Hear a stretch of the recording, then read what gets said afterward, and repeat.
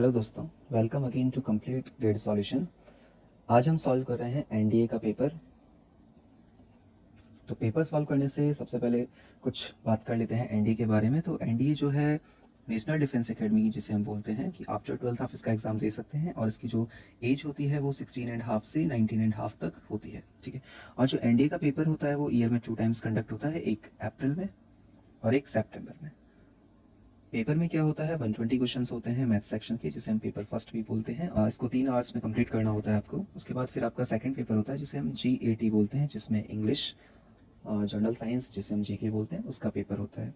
तीनों sections maths, GK और English तीनों ही 300 300 के होते हैं। इस हिसाब से टोटली 900 का रिटर्न एग्जामिनेशन होता है, और उसके बाद 900 का आपका इंटरव्यू होता है। तो टोटल आपके पास 1800 का ये पेपर होता है। ठीक है। तो फिलहाल हम जो पेपर सॉल्व कर रहे हैं ये है एनडी का, जो कि सितंबर में हुआ है, 3 सितंबर 2023 को। तो अब क्योंकि हम सिर्फ मैथ सेक्शन ही सिंप्लीफाई कर रहे हैं यहाँ पर, तो हमारे पास टोटल 120 क्वेश्चन हैं, और इस वीडियो में पूरे 120 क्वेश्चन सॉल्व कर पाना पॉसिबल नहीं है, क्योंकि वीडियो की लेंथ बहुत ज़्यादा हो जाएगी। तो इसीलिए हमने ऐसा किया है कि हमने इस 120 को 15 क्वेश्चन के सेक्शंस में डिवाइड किया है। फर्स्ट 15 अभी करेंगे, फर्स्ट 15 नेक्स्ट वीडियो में करेंगे। तो इस तरीके से हम इसे 8 वीडियोस में कंप्लीट कर पाएंगे। तो देखते हैं अपने पास फर्स्ट क्वेश्चन क्या है।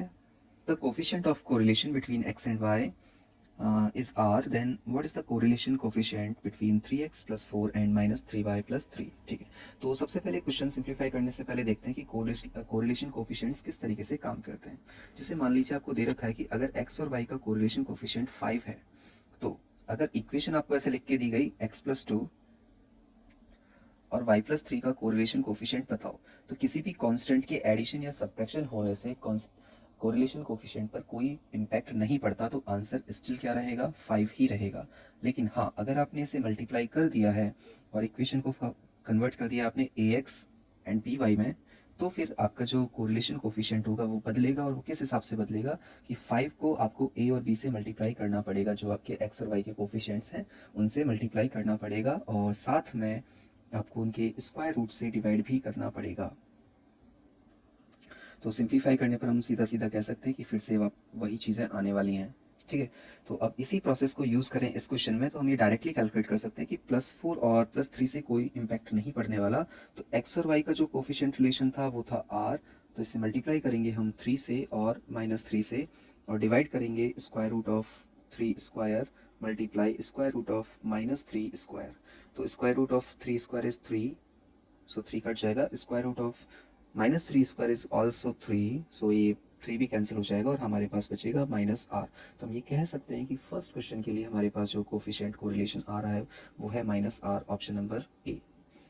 अब चलते हैं हम सेकंड क्वेश्चन पर, और इसमें दे रखा है a fair coin is tossed 6 times. अगर किसी भी कॉइन को आप 6 टाइम टॉस करोगे तो उसके जो टोटल रिजल्ट्स होंगे वो हो जाएंगे 2 raised to the power 6, that means 64। उसके बाद बोला जा रहा है what is the probability of getting the result in sixth toss which is different from those obtained in the first 5 tosses. मतलब अगर हम इसको 6 बार टॉस कर रहे हैं, 1 2 3 4 5 6, तो 6 टॉस पर आप जो रिजल्ट चाहते हैं, ये है सिक्स्थ टॉस, इस पर जो आप रिजल्ट चाहते हैं या तो वो एच होगा या वो टी होगा, इसके अलावा और कोई पॉसिबिलिटी नहीं होती कॉइन पर। तो अगर ये रिजल्ट एच रहा तो इसका मतलब पहले के सारे रिजल्ट्स क्या होने चाहिए, टी होने चाहिए, तभी तो एच उनसे डिफर हो पाएगा।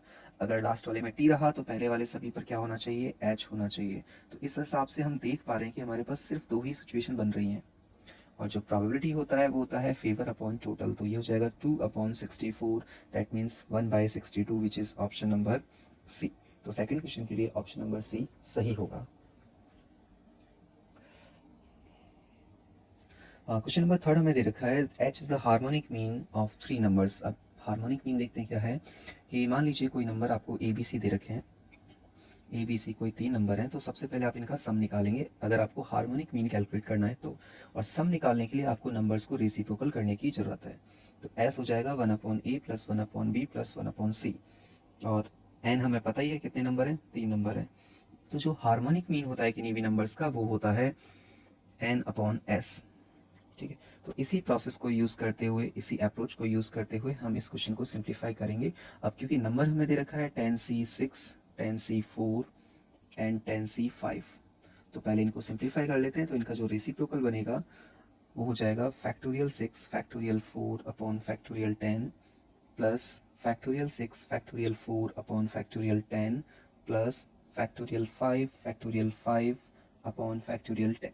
अगर हम इसको एलसीएम लेके सिंप्लीफाई करें और ये देखें न्यूमरेटर में से फैक्टोरियल 5 कॉमन आ रहा है, तो हमारे पास बचेगा 144 प्लस 144 प्लस 120, और अगर हम इसका एडिशन करें तो ये हो जाएगा factorial 5 times 408 upon factorial 10 factorial 10। और अगर हम इसको सिंप्लीफाई कर दें तो ये हो जाएगा फैक्टोरियल 5 से फैक्टोरियल 10 कैंसिल होगा तो हमारे पास बचेगा 10 9 8 7 6। 8 से कैंसिलेशन करेंगे 51, 3 से कैंसिलेशन करेंगे 17, तो हम कह सकते हैं कि जो सम आया हमारे पास वो आया 17 अपॉन 10 मल्टीप्लाई 9 मल्टीप्लाई 7 मल्टीप्लाई 2। अब क्योंकि हमें कैलकुलेट करना है 270 अपॉन एच को, और एच होता है एन अपॉन एस, तो ये सिंप्लीफाई होने पर बन जाएगा 270 अपॉन एन मल्टीप्लाई एस। तो सिंप्लीफिकेशन करें तो ये हो जाएगा 270 multiply 17 upon 3 multiply 10 9 7 2। So 10 into 9 90 into 3 270, properly cancellation हो गया तो हमारे पास बचा 17 upon 14 which is option number C. तो हम कह सकते हैं क्वेश्चन नंबर 3 के लिए सही आंसर जो होगा वो होगा कुछ ऑप्शन नंबर 3। क्वेश्चन नंबर 4 हमें दे रखा है in a class there are n students including p and q। अगर p और q को इंक्लूड करते हैं तो हमारे पास n स्टूडेंट हैं, तो टोटल जो अरेंजमेंट होंगे पॉसिबल उनके बैठने के वो हो जाएंगे फैक्टोरियल n। अब आगे बोला जा रहा है कि what is the probability that p and q sit together. अगर p q ऐसा बोल देते हैं कि हमें तो साथ में बैठना है, तो इनको हम एक बॉक्स में डाल देंगे, क्योंकि जो भी चीज़ साथ में होना चाहती हैं हम उसके लिए बंडल मेथड यूज़ करते हैं। तो अब हमारे पास टोटल जो ऑब्जेक्ट है यहाँ से यहाँ तक वो हो जाते हैं n-2, क्योंकि पी क्यू को शामिल करने के बाद टोटल n ऑब्जेक्ट थे। तो अगर इसको हम एक माने पी और क्यू को, सो टोटल अब हमारे पास ये ऑब्जेक्ट जो है वो n-1 है, और जो प्रोबेबिलिटी होती है वो होती है फेवर अपॉन टोटल। तो फेवर में हमारे पास है n-1, तो ये n-1 तरीके से अरेंज होंगे। इसको मल्टीप्लाई करना पड़ेगा हमें किससे, 2 से। क्यों मल्टीप्लाई करना पड़ेगा 2 से, क्योंकि p और q हैं दो ऑब्जेक्ट जो आपस में दो तरीके अरेंज हो सकते हैं। कैसे हो सकता है, पी क्यू रहे या हो सकता है क्यू पी रहे, और टोटल प्रोबेबिलिटी निकालने के लिए टोटल से डिवाइड करते हैं, दैट मीन्स फैक्टोरियल n। अगर n-1 फैक्टोरियल से फैक्टोरियल n को हम डिवाइड करें तो हमारे पास n बचेगा, और फैक्टोरियल 2 का वैल्यू 2 होता ही है, तो हम कह सकते हैं ऑप्शन नंबर 20 का सही आंसर है 2/n। अगर हम एग्जाम के अप्रोच की बात करें तो क्योंकि इसमें n स्टूडेंट ले रखे हैं तो हम n का वैल्यू कुछ भी ले सकते हैं, लेकिन n क्या होना चाहिए, ग्रेटर देन 2 होना चाहिए, क्योंकि तो ऑब्जेक्ट p और q आपको लेने के लिए कहा जा रहा है। तो फॉर एग्जाम्पल हमने लिया n का वैल्यू 3, हम ये मान के चलते हैं पी क्यू और आर कोई तीन स्टूडेंट हैं, तो टोटल कितने तरीके से अरेंज हो जाएंगे, फैक्टोरियल 3 से। अब पी और क्यू ने बोला कि हमें साथ में बैठना है, तो पी और क्यू को डाल दिया हमने एक बॉक्स में, और ये हो गया आर। तो अब ये देखा जाए तो टोटल दो तरीके से अरेंज हो सकते हैं, यानी फैक्टोरियल 2 से। और पी और क्यू आपस में कितने तरीके से अरेंज हो सकते हैं, फैक्टोरियल 2 से, और प्रोबेबिलिटी के लिए डिवाइड करेंगे हम फैक्टोरियल 3 से। तो ये बनेगा 4/6, 4/6 मतलब 2/3। ऑप्शन में अगर n का वैल्यू पुट करें तो फर्स्ट ऑप्शन बनेगा 1/2, सॉरी 1/3, क्योंकि n का वैल्यू 3 है। सेकंड बनेगा 2/3, थर्ड बनेगा 4/3, और फोर्थ बनेगा 1/6। तो आंसर जो आ रहा है हमारा वो आ रहा है 2/3। तो हम इस तरीके से भी सिंप्लीफाई करके कह सकते हैं कि जो इसका आंसर होगा वो होगा 2/3। अब है हमारे पास क्वेश्चन नंबर 5। क्वेश्चन नंबर 5 में हमें दे रखा है बी एन पी। इसका मतलब ये तो है नंबर ऑफ ट्रायल्स, और ये है प्रोबेबिलिटी ऑफ सक्सेस। एन का वैल्यू हमें 6 दे रखा है, ठीक है। जो पी होता है इसे हम प्रोबेबिलिटी ऑफ सक्सेस बोलते हैं, और इसके साथ में एक और चीज़ होती है क्यू, जिसे हम बोलते हैं प्रोबेबिलिटी ऑफ फेलियर। इन दोनों का जो रिलेशन होता है वो क्या होता है कि p प्लस क्यू का सम 1 होता है। बाइनोमियल डिस्ट्रीब्यूशन की बात की जा रही है, उसमें p प्लस क्यू का सम क्या होता है, 1 होता है। अब बाइनोमियल डिस्ट्रीब्यूशन है क्या चीज़, अगर कोई भी चीज़ ऐसे लिखी हुई है probability of x is equals to r, तो उसके लिए बाइनोमियल डिस्ट्रीब्यूशन क्या हो जाएगा, n C r p raise to the power r multiply q raise to the power n-r। तो फर्स्ट स्टेटमेंट हमें दे रखा है px4, तो इसे सिंप्लीफाई किस तरीके से करेंगे, 9 multiply 6c4 p raised to the power 4 q raised to the power 2 which is equals to px2, that means 6c2 multiply p2q4। अब हमें पता है कि 6c4 और 6c2 इक्वल होते हैं, इसलिए कैंसिल आउट हो जाएंगे। तो हमारे पास बचेगा 9 पी स्क्वायर से पी फोर को कैंसिल करेंगे तो पी स्क्वायर बचेगा, क्यू स्क्वायर से क्यू फोर कैंसिल करेंगे तो क्यू स्क्वायर बचेगा। So 9p square is equals to q square. So that means q is equals to 3p। अगर q का वैल्यू 3p है तो p और q का जो सम था वो 1 होता है। इस हिसाब से हम कैलकुलेट करें वैल्यू सब्स्टिट्यूट करके तो p का वैल्यू आ जाएगा 1/4। और हमसे इस क्वेश्चन में यही पूछा है कि p का वैल्यू क्या है, तो हम कह सकते हैं कि p का वैल्यू होगा 1/4। अगर q पूछा जाता तो उसको 3 से मल्टीप्लाई कर देते और हो जाता 3/4। क्वेश्चन नंबर 6 के लिए हमें एक इंस्ट्रक्शन दे रखा है कि हमारे पास 3 लड़के और 3 लड़कियां हैं। तो 3 लड़के हैं PQR और 3 लड़कियां हैं STU। तो टोटल हमारे पास 6 ऑब्जेक्ट हैं। अगर ये आपस में अरेंज करते हैं अपने आप को एक ग्रुप फोटोग्राफ के लिए तो इसका अरेंजमेंट होगा फैक्टोरियल 6। अब प्रोबेबिलिटी पूछी जा रही है ऑल 3 बॉयज सिट टुगेदर, मतलब उन सबको साथ में बैठना है। साथ में बैठना है तो उन सबको एक बॉक्स में बंद कर देते हैं और उसके बाद बचे कुछ जो गर्ल्स थे STU उनको लिख देते हैं। तो टोटल हम देखें तो हमारे पास ऑब्जेक्ट है 4।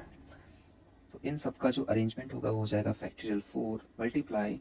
मल्टीप्लाई कैसे करेंगे, बॉक्स के अंदर कितने एलिमेंट है, 3 एलिमेंट है, तो ये 3 कितने तरीके से अपनी पोजीशंस को स्विच कर सकते हैं, वो है factorial 3। So factorial 4 divide multiply factorial 3 divided by factorial 6। 4 से 6 को कैंसिल आउट करेंगे तो 6 मल्टीप्लाई 5 बचेगा और फैक्टोरियल 3 का वैल्यू 6 होता है तो 6 से 6 कट जाएगा, हमारे पास बचेगा 1/5 विच is option number A. 7th question भी इसी इंस्ट्रक्शन पर बेस्ड है जिसमें बोला जा रहा है कि what is the probability that girls and boys sit alternatively. तो अगर इनको ऑल्टरनेटिवली बैठना है तो ये 6 पोजीशन हमारे पास हैं। मान लेते हैं पहली पोजीशन पे कोई लड़का बैठा तो फिर दूसरे पर कोई लड़की होगी, फिर एक लड़का होगा, फिर एक लड़की होगी, फिर एक लड़का होगा और फिर एक लड़की होगी। तो मतलब ये हुआ कि लड़कों का आपस में 3 पोजीशन पे अरेंजमेंट होना है तो ये हो जाएगा फैक्टोरियल 3 तरीके से, और लड़कियों का भी आपस में 3 तरीके से अरेंजमेंट होना है 3 पोजीशंस के लिए तो ये भी हो जाएगा फैक्टोरियल 3 से। बट यहाँ ध्यान देने वाली एक और बात है कि ऐसा जरूरी थोड़ी है कि पहले प्लेस पर एक लड़का ही आए, एक लड़की भी आ सकती है। तो टोटल हमारे पास 2 सिचुएशन है इसलिए 2 से मल्टीप्लाई कर देंगे। तो हम इसे डिवाइड करेंगे टोटल नंबर से, तो टोटल हमारे पास अरेंजमेंट है फैक्टोरियल 6। तो 3 से अगर हम फैक्टोरियल 6 को डिवाइड करें तो हो जाएगा 6 5 4। फैक्टोरियल 3 का वैल्यू 6 होता है तो 6 भी कैंसिल हो जाएगा, 2 से 4 कैंसिल कर देंगे 2 टाइम्स तो हमारे पास आ जाएगा 1/10 option number B. Question number 8 जो है वो भी इसी इंस्ट्रक्शन पर बेस्ड है। What is the probability that no two girls sit together. तो जब भी ऐसा कोई स्टेटमेंट आता है जिसमें no two objects sit together तो उसके लिए हमें गैप मेथड यूज करना होता है। तो यहाँ इस क्वेश्चन के लिए हम यूज करेंगे गैप मेथड।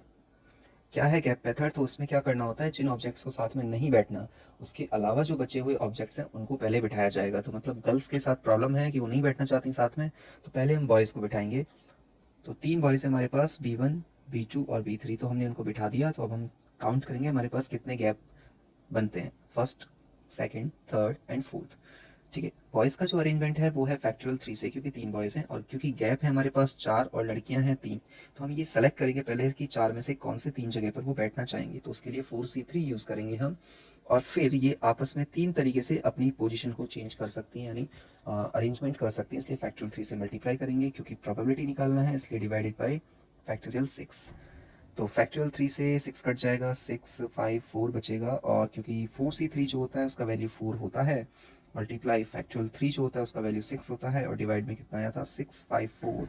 तो 6 और 4 दोनों कैंसिल आउट हो जाएंगे तो इसका आंसर हो जाएगा 1/5 विच is option number D. Next जो 9th क्वेश्चन है वो भी इसी कॉन्सेप्ट पर, इसी इंस्ट्रक्शन पर है। क्या है, what is the probability that P and Q take the two end positions. तो मतलब पहली पोजीशन पे अगर हम P को डाल देते हैं तो 1 2 3 4, और लास्ट पोजीशन पे हम Q को डाल देते हैं। ये कुछ इस तरीके के सिनेरियो की बात कर रहा है। तो बीच में बचे हमारे पास 4 ऑब्जेक्ट, तो ये चारों कितने तरीके से रोटेट कर सकते हैं, ये होगा फैक्टोरियल 4 से, और फिर इसे हम मल्टीप्लाई करेंगे। क्यों, क्योंकि हो सकता है पहले पर P आए और हो सकता है पहले पर Q आए, तो हमारे पास 2 पॉसिबिलिटी है इनकी, डिवाइडेड बाय फैक्टोरियल 6। 4 से 6 को डिवाइड करेंगे तो 6 इंटू 5 बचेगा, और 2 से इसको डिवाइड करेंगे तो 3, मतलब 1/15 बचेगा विच is option number A. Question number 10 जो है वो भी इसी इंस्ट्रक्शन पर बेस्ड है। What is the probability that Q and Q sit together. अगर U और Q को साथ में बैठना है तो U और Q को एक बॉक्स में डाल दिया जाएगा, बाकी सबको अलग अलग कर देंगे। कौन कौन बच गया, P Q sorry PRST। Total देखा जाए तो ये 5 ऑब्जेक्ट बन गए, तो ये फैक्टोरियल 5 से अपने आप को अरेंज कर सकते हैं, और Q और Q जो हैं वो फैक्टोरियल 2 से अपने आप को अरेंज कर सकते हैं, डिवाइडेड बाय फैक्टोरियल 6। 5 से 6 कट जाएगा 6 टाइम्स, तो 2 से इसको कैंसिलेशन करेंगे 3 आ जाएगा, सो 1/3 मीन्स ऑप्शन नंबर डी इसका सही आंसर हो जाएगा। क्वेश्चन नंबर 11 जो है वो स्टैट से है, the sum of deviations of n numbers is 10। तो sum of deviation of n numbers को हम रिप्रेजेंट कर सकते हैं xi, where I is 1 to n, so -10 equals to p। तो अगर हम इसे सिंप्लीफाई करें तो ये हो जाएगा summation xi minus summation 10 equals to p। अब क्योंकि समीशन 10 एक कांस्टेंट वैल्यू, तो अगर किसी कांस्टेंट वैल्यू को n टाइम हम रिपीट करेंगे तो ये फॉर्म करेगा 10n। तो हम ये कह सकते हैं कि यहाँ से समीशन ऑफ xi का जो वैल्यू मिलेगा हमें मिलेगा p plus 10n। Similarly second statement के हिसाब से समीशन ऑफ xi हमें क्या मिलेगा q प्लस 20n, क्योंकि वहाँ पे 20 से डाइविशन ले रहे हैं हम। उसके बाद क्या बोला जा रहा है, अच्छा इन दोनों स्टेटमेंट को अगर हम सिंप्लीफाई करें, क्योंकि दोनों स्टेटमेंट आपस में इक्वल है, तो हम यहाँ से कह सकते हैं कि p माइनस क्यू का जो वैल्यू है वो है 10n। और साथ में हमें ये भी दे रखा है कि p माइनस क्यू का अगर होल स्क्वायर करें तो इसका होल स्क्वायर हो जाएगा 100n square which is 10,000। So n square is equals to 100, so n is equals to 10। तो हमसे यही पूछा गया था what is the value of n, तो n का वैल्यू हो जाएगा 10 which is option number A. तो क्वेश्चन नंबर 12 हमें दे रखा था इसमें, if x bar is equals to 20, तो x बार क्या होता है, x बार होता है summation of xi upon n is the mean of 10 observation, और इसका वैल्यू हमें 20 दे रखा है, तो यहाँ से क्रॉस मल्टीप्लाई करके हम summation of xi find out कर सकते हैं। तो ये हो जाएगा 20n, और n का वैल्यू 10 है इसलिए ये बन जाएगा 200। उसके बाद बोला जा रहा है then what is the value of this. ठीक है, तो इसमें वैल्यू सब्स्टिट्यूट कर दें, तो हमें कैलकुलेट करना है summation i is equals to 1 to 10 3xi minus summation of i is equals to 1 to 10 4 upon 5। अब कांस्टेंट जो मल्टीप्लिकेशन में होता है वो बाहर निकल जाता है, तो ये बनेगा 3 multiply summation of xi 1 to 10 minus 10 multiply 4, क्योंकि कांस्टेंट को 10 टाइम्स हम रिपीट कर रहे हैं, अपॉन 5। तो 3 मल्टीप्लाई अगर हम, क्योंकि समेशन ऑफ एक्स आई अभी हमें कैलकुलेट किया हमने 200 था, तो ये हो जाएगा 600 minus 40 divided by 5 which is 560 upon 5, that means 112। Now question number 13 is if the mean and the sum of squares of 10 observation is 40, मतलब हमें दे रखा है summation x i is equals to 400। क्यों, क्योंकि मीन 40 है तो 10 से मल्टीप्लाई करने पर हमें समेशन मिल जाएगा, और सम ऑफ स्क्वायर्स ऑफ, तो हमें साथ में एक्स स्क्वायर भी दे रखा है जो कि है 16160।